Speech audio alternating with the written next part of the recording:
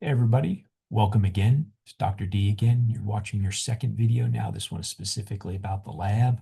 If you didn't watch the first one, please stop this one and do that first. That's really the one that kind of introduces you to the content of the course and how Canvas is laid out. This one, we're going to jump right into the lab. So I'm going to share my screen with you and we're going to go right to the lab syllabus. And this is really important because this is the one way you could, theoretically kind of like fail this course if you still did all the work and went through the course if you didn't give up. And that's because every single lab is required. You have to hand in all the labs. Even though you get to drop one, as you'll see, that drop is only for a completed lab. So once again, let me reiterate that don't pay attention to dates. I don't remake the video every single semester, and I teach this class both in the summer and during the regular semester. So don't pay attention to the dates. We're just looking at the overall structure of the course and the rules and guidelines to get you started in the lab. If you are taking it in the summer, you need to be particularly aware of the fact that you need to purchase your materials very quickly. And after we go through the syllabus, I will pull up your lab supply list because sometimes you've got to order stuff that could be back ordered or take some time to get to you. So you're going to want to do that kind of right away, the first day or two, really, to get moving on that. So we're going to go through the syllabus here. And again, don't pay attention to dates or anything like that. You'll notice there are 4 experimental labs. These are labs that require you to purchase actual materials. Some you'll have around and you can pick up at grocery store, but others you're going to have to order from Amazon. And these labs require documentation. That is 3 pictures. And you'll see this in the syllabus as we scroll down to document that you indeed bought the materials and that you indeed actually did the experiment. So I'll explain those when we get to that. But you see there's 4 of those. And if you are taking it in the summer, it's helpful that we don't have an experimental lab right away because you don't have a lot of time in the summer. The semester is only 4.5 weeks long. During the regular semester, it's not much of a concern. Okay, you do need to fill out a safety agreement right away. I suggest people doing that the first day or so. That your labs will not be graded or looked at until the safety agreement is complete. That is particularly important for the experimental labs. Of course, you can see we're doing 7 labs, and labs 3, 4, 5, and 7 are your experimental ones. All right. Same due dates in lab as for all the assignments, 11:59 p.m. You'll see drop boxes with the documents for you to download, both in Word and PDF format. 20 points lab. Your lowest completed lab will be dropped. So therefore, the maximum number of points in lab is 120, 6 times 120. So lab counts a significant part, about a quarter of your grade. You must complete all the labs. If you miss one, you can always hand it in late. I have late penalties, but as long as you hand in all the labs, unless you hand in, as long as you hand in all the labs, you can't fail the course. There is a little caveat there. Failure to do all the labs results in automatic failure for the course. Doing the experimental labs is authenticated by pictures. Again, you cannot pass the course without doing all labs, regardless of your point total. Doing is defined by handing in a gradable lab, so it cannot be blank and must have a significant portion, greater than 80% of the work complete. You must also pass the lab with 60%, excluding late penalties, to pass the course. Anyone who receives less than 60% in lab due to combined missed points and late penalties automatically receives a reduction of 1 letter grade, but not below a D minus. This is to keep people from doing the labs all at the last minute and handing them in, and therefore they know they can pass, and not getting the materials and doing them along with the modules they're supposed to be done in. You won't fail the course, but you will get a reduction in letter grade because you'll have so many late penalties.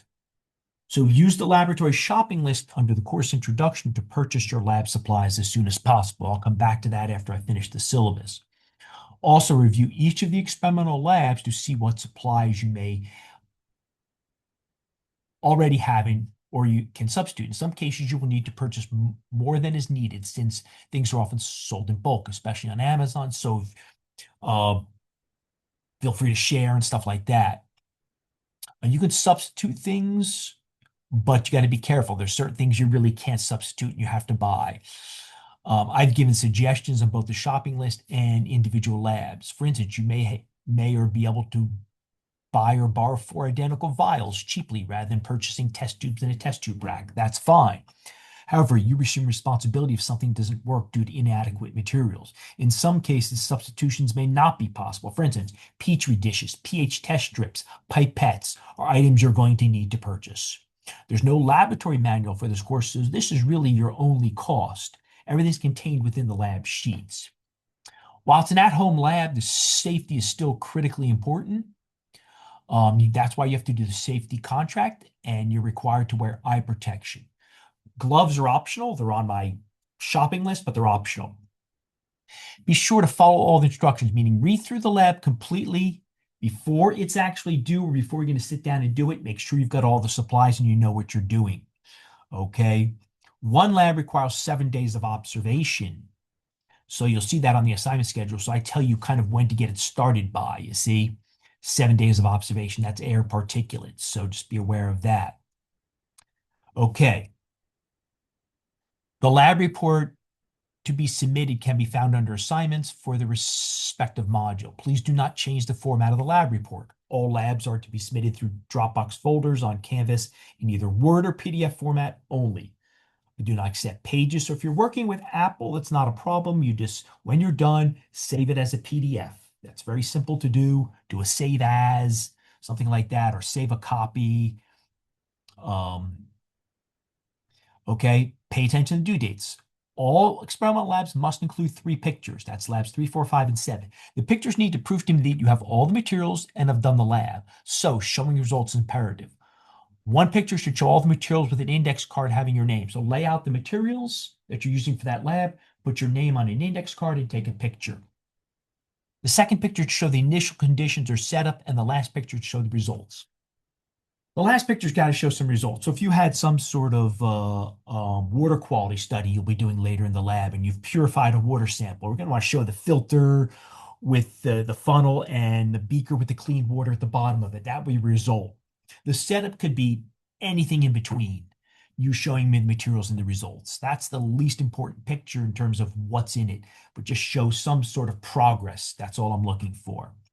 Use of online stock photos as grounds for academic misconduct. Actually had a student try to do that one year. Copy the pictures into the document and make 1 file for each lab. So you've got to get comfortable with copying your pictures in. You don't need to have super high resolution pictures that make your document huge.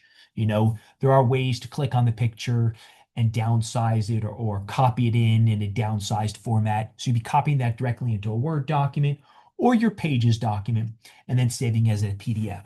I will say that typically saving something as a PDF reduces the size. So you don't need high resolution photos. You don't need super large photos or anything like that. You know, you can put all 3 photos on 1 page. And if you save it as a PDF, even if you're working in Word, it does make the size more manageable. Failure to include appropriate pictures will result in an automatic score of 0 on the lab because it's impossible to confirm that you actually did the lab, and that's going to result in you failing the course. But you can always redo the lab, so don't throw away your materials once you're done. Don't make sure everything is good. You've got it submitted, okay, and it gets graded. Cheating, you can read this. I don't tolerate using AI, ChatGPT, stock photos. I already talked about that in the introductory video, is that you've got to answer based on what's in the resources and use the terminology in the resources, putting everything in your own words, no quotes accepted. Lab's really about following procedures, paying attention. It's fun if you actually go through the process. There's only one lab I'm not crazy about, and I haven't been able to come up with a good substitution. For some assignments, you'll be asked to graph data. You're required to use a computer program such as Microsoft Excel or Apple Numbers. I have made a video to help, but there are lots of YouTube videos available. The graphs should then be copied and pasted into the document to be submitted. Hand-drawn graphs are not accepted. Learning a computer program will save you time in the long run and prove useful in the future. The very first lab requires graphing. I do that purposely. Learn it now, because there's 2 other labs after that require graphing. I believe lab 2 and then lab like 6. So you want to learn this and get it done. Watch my video. Just go to YouTube. You'll be able to do it. It's very simple. We don't have to do any advanced graphing, okay? Very simple. Learn it now. It'll help you in the future in other classes too. It's a skill you should have. That's my late policy that appears on the assignment schedule also. Just be aware of that. Okay, let's go to that shopping list now.